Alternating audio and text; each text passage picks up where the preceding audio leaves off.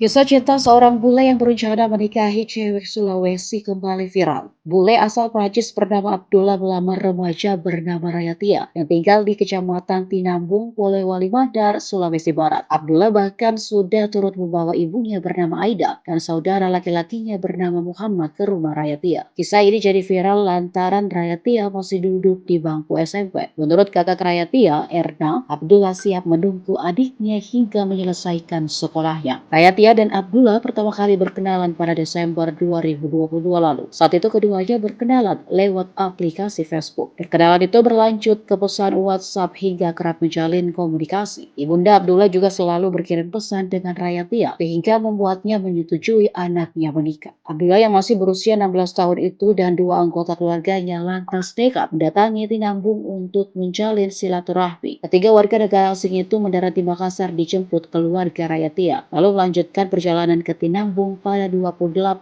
Maret 2023. Warga dan keluarga Rayatia terlihat kaget saat Abdullah beserta rombongan tiba. Kedatangan bule Prancis itu turut disambut warga sekitar. Mereka datang jauh-jauh ke Tinambung hanya ingin berkenalan dan silaturahmi dengan keluarga Rayatia. Rencananya mereka akan tinggal di Tinambung selama 2 bulan, sembari menunggu Rayatia akan menyelesaikan ujian di sekolahnya setelah Lebaran.